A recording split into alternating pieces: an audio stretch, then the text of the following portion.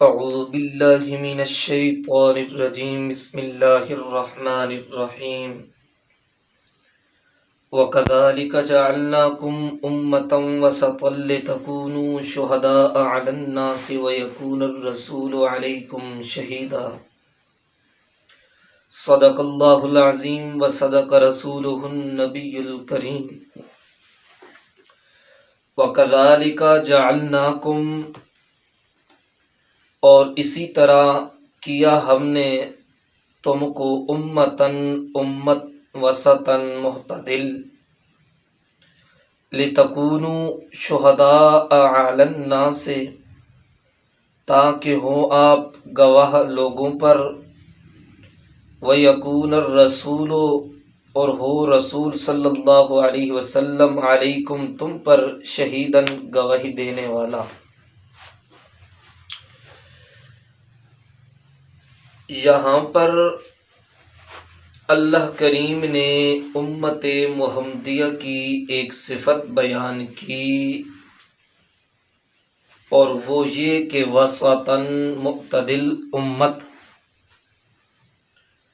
پھر اس کا آگے اللہ کریم نے مقصد بیان کیا کہ معتدل امت اللہ نے کیوں بنائی، اس وجہ سے کہ شہداء علی الناس تم لوگوں پر گواہی دینے والے ہو اور رسول صلی اللہ علیہ وسلم علیکم شہیدن تم پر گواہی دینے والا ہے۔ یہاں پر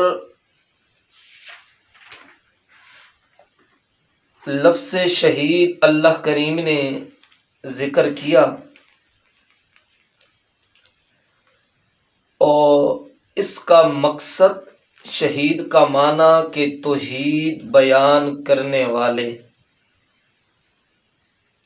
کیونکہ جس وقت شہادت یا گواہی دی جاتی ہے اس کے اندر بھی کسی چیز کو بیان کیا جاتا ہے،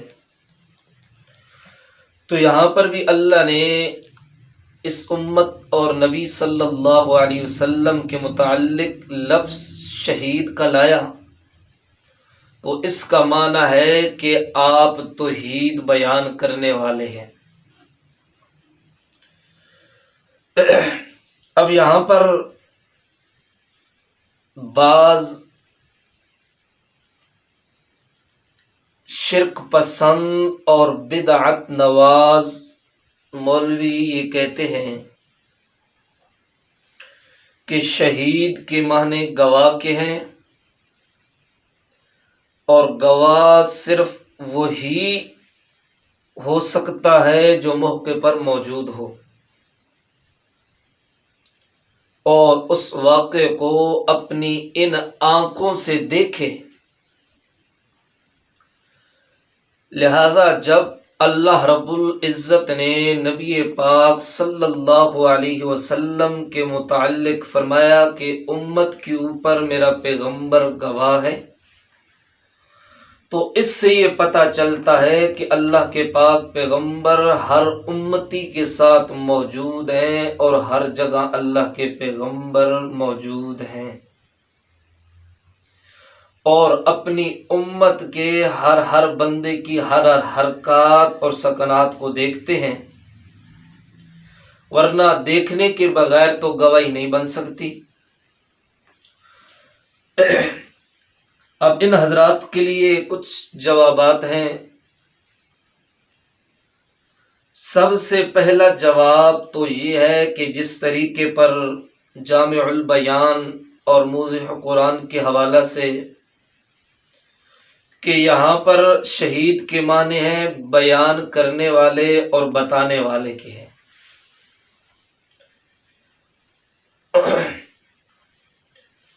اگر اس آیت کے سیاق و سباق ما قبل ما بعد کے اندر دیکھا جائے تو اس سے بھی یہی مفہوم سمجھ آتا ہے کہ مراد اور مقصد یہ ہے شہید سے کہ بتانے والے۔ نمبر 2، اگر یہی معنی مراد لے لیا جائے کہ شہید بمعنی گواہی کے ہے تو اس سے یہ استدلال کرنا، یہ دعویٰ کرنا کہ گواہی کے لیے دیکھنا اور موقع پر موجود ہونا ضروری ہے، یہ بالکل غلط ہے۔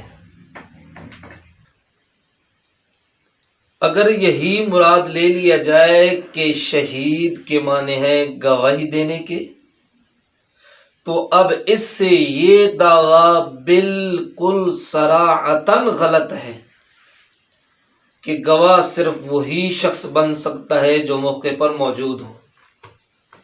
اس کی وجہ کیا ہے؟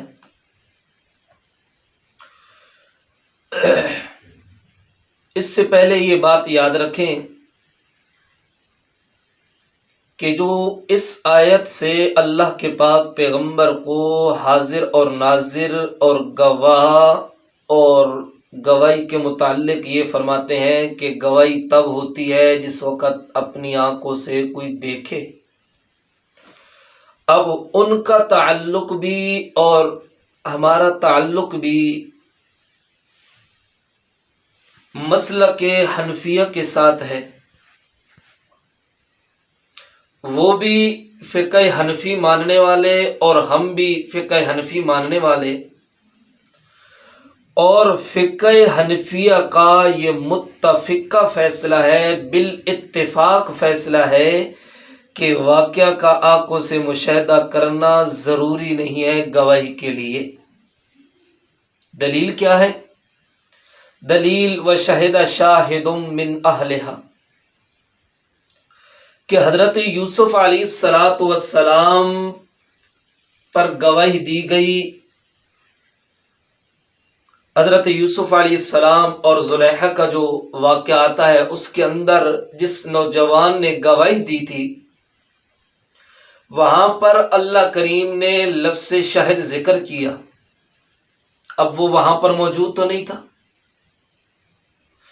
تو اس سے یہ پتہ چلتا ہے کہ گواہی کے لیے موقع پر موجود ہونا ضروری نہیں۔ دوسری دلیل، نبی پاک صلی اللہ علیہ وسلم نے ایک مرتبہ ایک اونٹنی کا سودا کیا، خریدی اور اس کے ثمن ادا کر دیے۔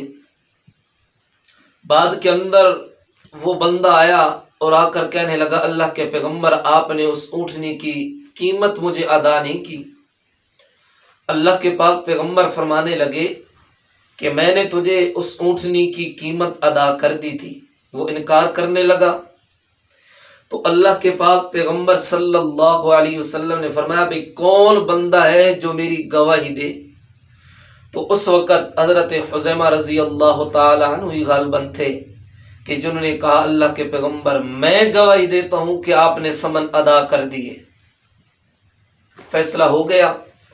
بعد میں اللہ کے پیغمبر نے پوچھا، او میرے صحابی، تو وہاں پر موجود نہیں تھا، اب تم نے گواہی کیسی دی؟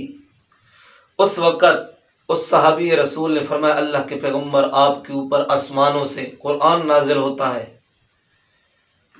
ما قبل جو انبیاء گزر کر گئے ان کے متعلق واقعات نازل ہوتے ہیں، آپ کے اوپر وحی نازل ہوتی ہے، تو آپ ہمارے سامنے بیان کرتے ہیں آسمانوں کی باتیں جو پہلے انبیاء گزر کر گئے ہیں، تو ہم وہ باتیں آپ کی زبان سے نکلی ہوئی ان کی تصدیق کرتے ہیں کہ آپ واقعہ سچ بول رہے ہیں۔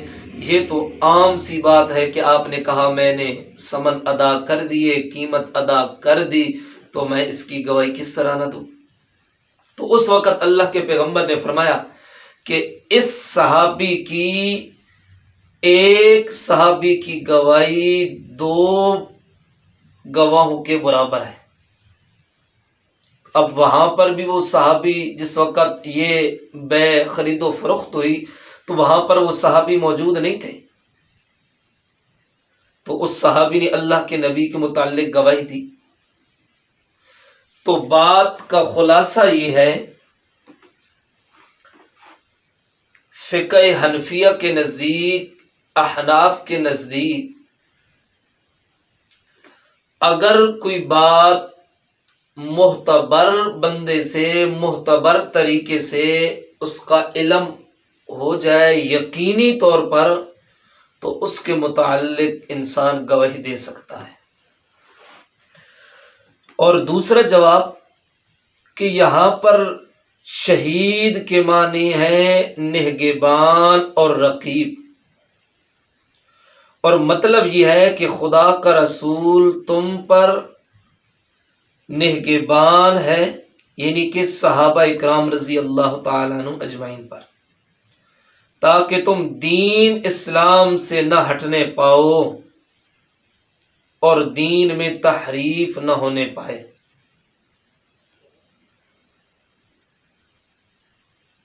اور تم ان لوگوں پر نگہبان ہو، شہداء علی الناس، یعنی کہ تم ان لوگوں پر نگہبان ہو، صحابہ اکرام کو فرمایا جو تم سے دین سیکھے۔ اور حدیث پاک کے اندر آتا ہے، نبی پاک صلی اللہ علیہ وسلم نے فرمایا قیامت کا دن ہوگا، میں دیکھوں گا کہ میری امت کے کچھ لوگ لائے جا رہے ہوں گے، لیکن قبل اس کے کہ وہ مجھ تک حوض کوثر تک پہنچے انہیں جہنم کی طرف لے جایا جائے گا۔ تو اللہ کے پیغمبر فرمائیں گے بھائی انہیں آنے دو، یہ تو میری امت والے ہیں۔ تو اس وقت اللہ کے پاک پیغمبر کو جواب ملے گا آپ کے بعد ان لوگوں نے جو کچھ کیا آپ کو معلوم نہیں ہے۔ تو اس حدیث نے خود بیان فرما دیا کہ جب تک میں ان میں موجود تھا،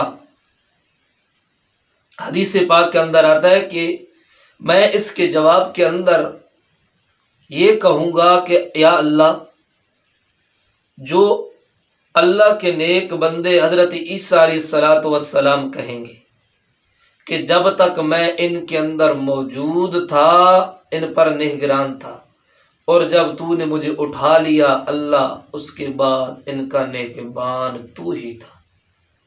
تو اس حدیث سے اب ظاہر پتہ چل گیا کہ جب تک اللہ کے پیغمبر امت کے اندر موجود تھے تو اللہ کے پیغمبر کو امت کے حالات جس جگہ پر جہاں پر موجود تھے تو معلوم ہوتا رہا، لیکن جس وقت اللہ کے پاک پیغمبر صلی اللہ علیہ وسلم پر موت آ گئی تو اس کے بعد اللہ کے پیغمبر کو ان کے حالات کا پتہ نہیں۔ تو اس کا ایک اور جواب کہ اگر بالفرض یہ مان لیا جائے کہ تمام دلائل قطعیہ اور نصوص شرعیہ کے خلاف یہاں پر لفظ شہید کا معنی حاضر اور ناظر ہی کے ہیں، تو اس سے حضور صلی اللہ علیہ وسلم کا حاضر اور ناظر ہونا ثابت ہو رہا ہے، تو پھر اس سے صرف حضور صلی اللہ علیہ وسلم کو نہیں بلکہ ساری امت محمدیہ کو حاضر اور ناظر ماننا پڑے گا۔ وہ کس وجہ سے؟ کہ اس آیت کے اندر اللہ کریم نے امت کے متعلق فرمایا شہداء علی الناس، لفظ شہداء ذکر کیا جو شہید کی جمع ہے،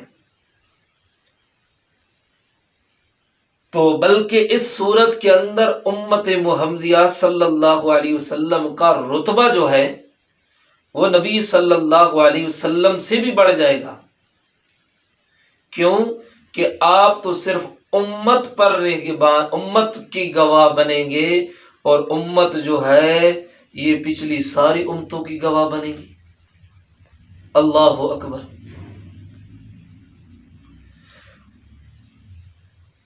اس کا پانچواں جواب یہ بھی ہے کہ اگر شہید کے وہی معنی تسلیم کر لیے جائے جو اہل بدعت حضرات اور اہل شرک حضرات نے کی ہے، تو قرآن کی اس آیت اور باقی آیات کے درمیان ایسا اختلاف اور تضاد ہوگا جس کا اٹھانا ممکن ہی نہیں ہوگا۔ سورۃ البقرہ جس کے اندر یہ آیت نازل ہوئی ہے مدینہ منورہ میں سب سے پہلے، اس کے بعد کئی صورتیں نازل ہوئی، सूरत मुनाफिकून नाजिल हुई। उसका शान नज़ूल इंसान देखे, सही रवायात के मुताबिक ये है कि ग़ज़वा तबूक के सफ़र में अब्दुल्ला बिन उबई रईसुल मुनाफिकीन ने मौका पाकर अपने साथी मुनाफिकीन से कहा कि इस पैगंबर और इसके साथियों ने हमें बहुत तंग कर रखा है, इनकी वजह से हमें बहुत तकलीफ हुई है। जब हम मदीना वापस पहुंचेंगे तो अलियाज़ु बिल्लाह इन कमीनों को शहर से निकाल देंगे, नऊज़ु बिल्लाह। तो अब्दुल्ला की ये बातें एक कम सन सहाबी, कम उम्र वाले सहाबी ज़ैद बिन अरकम ने सुन ली और अपने चचा से कह दी। उन्होंने सारा माजरा अल्लाह के पैगंबर के सामने बयान किया। अल्लाह के पैगंबर ने उनसे पूछा, वो कस्में उठाने लग गए। तो अल्लाह के पैगंबर ने उनके मुताल्लिक फैसला कर दिया कि भाई ऐसी कोई बात नहीं है, ये बच्चा है। तो हज़रत ज़ैद बिन अरकम को झुठलाया और अब्दुल्ला बिन उबई को सच्चा मान लिया। तो उस मौके पर सूरतुल मुनाफिकून नाज़िल हुई। तो भाई अगर आपकी बात ये मान ली जाए कि अल्लाह के पैगंबर गवाह हैं और गवाही के लिए हर जगह हाजिर और नाजिर होना मौजूद है, तो फिर नऊज़ बिल्लाह अल्लाह के पैगंबर ने ये फैसला गलत किया था अपने इल्म के मुताबिक। हालांकि अल्लाह के पैगंबर तो अपने इल्म के मुताबिक ये फैसला सही कर रहे हैं, और जिस वक़्त अल्लाह करीम ने वही के ज़रिए बतलाया तो उस वक़्त अल्लाह के पैगंबर को पता चला। और यहाँ पर एक और शुबह भी होता है कि बाज़ मुब्तदईन और अहले शिरक हज़रात यहाँ पर हज़रत शाह अब्दुल अज़ीज़ रहमहुल्लाह की एक इबारत पेश करते हैं कि जिससे हजूर सल्लल्लाहु अलैहि वसल्लम का हाजिर और नाजिर होना साबित करते हैं। उस इबारत से कि हज़रत शाह साहब ने इस आयत की तफसीर में लिखा है, तो इसका जवाब ये है कि ये बिल्कुल मन घड़त बात है। हज़रत शाह साहब रहमहुल्लाह की ये बात है ही नहीं। बात के अंदर लिखने वालों ने किसी ने अपनी तरफ से लिख दी और इसको मंसूब हज़रत शाह साहब रहमहुल्लाह की तरफ कर दिया। हज़रत शाह साहब रहमहुल्लाह की इबारत नहीं है। दुआ है अल्लाह रब्बुल इज़्ज़त अमल की तौफीक अता फरमाए। वमा अलैना इल्लल बलाग।